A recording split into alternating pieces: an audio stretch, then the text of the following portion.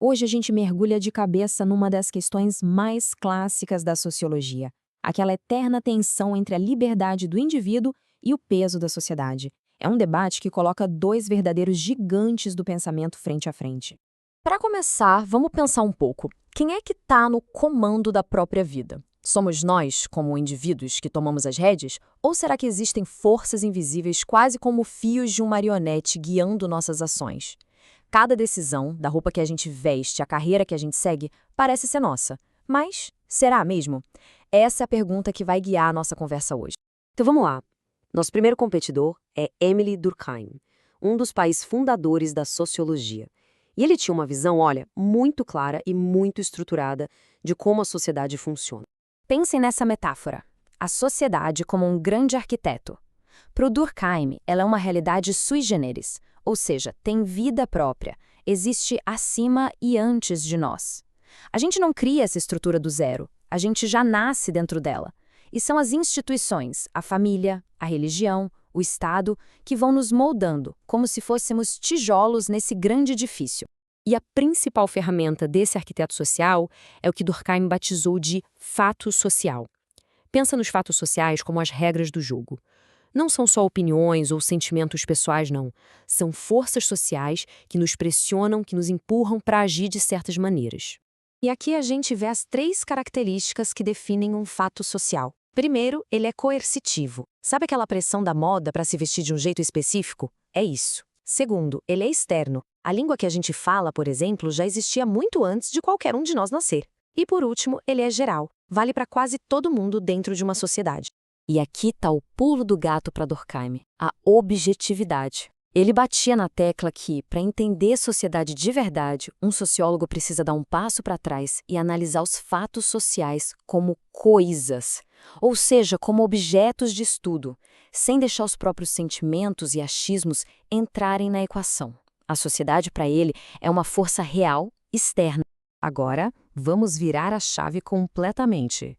Nosso segundo competidor, Norbert Elias, enxergava o mundo de uma forma muito mais dinâmica, mais interligada.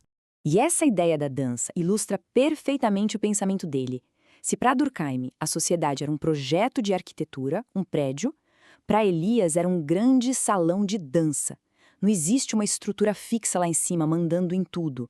O que existe é uma teia de pessoas que dependem umas das outras, onde cada passo, cada movimento causa uma reação em todo mundo. O conceito-chave de Elias para descrever isso é figuração. Esse é o nome que ele dá para essa rede complexa de dependência mútua.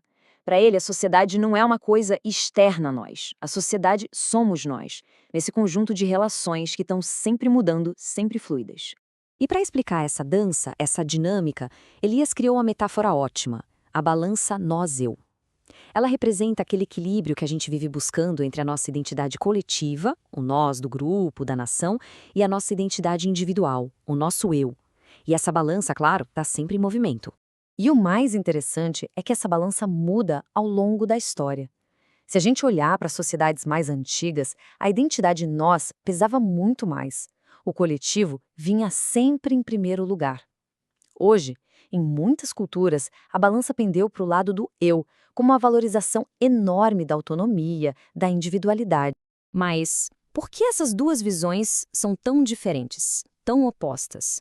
Bom, a resposta talvez esteja nos mundos em que cada um deles viveu. As teorias são um reflexo direto da sua época. Durkheim viu a Revolução Industrial virar um mundo de cabeça para baixo e ficou preocupado com a ordem, com a coesão social. Ele buscava estabilidade. Já o Elias, por outro lado, viveu no meio da instabilidade absurda das duas guerras mundiais. Essa experiência o levou a focar nos processos de longa duração, nas mudanças, em como as relações de poder e dependência vão evoluindo com o tempo.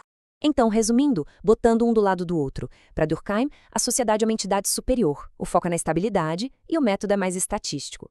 Para Elias, é uma rede dinâmica, o foco é na mudança e o método é mais histórico. São literalmente duas lentes diferentes para olhar um mesmíssimo fenômeno. E aí, no final das contas, quem estava certo nesse debate, o arquiteto ou o dançarino? Pois é, talvez a pergunta não seja bem essa. A verdade é que a gente não precisa escolher um lado. As teorias de Durkheim e de Elias, por mais que pareçam opostas, na verdade se completam. Elas são como peças diferentes do mesmo quebra-cabeça. Pensem assim, Durkheim nos dá a fotografia da estrutura social. Ele explica como a ordem se mantém. Já o Elias nos dá o filme, mostrando como essa mesma estrutura está em constante movimento, se transformando ao longo da história. Um foca na foto, o outro no processo.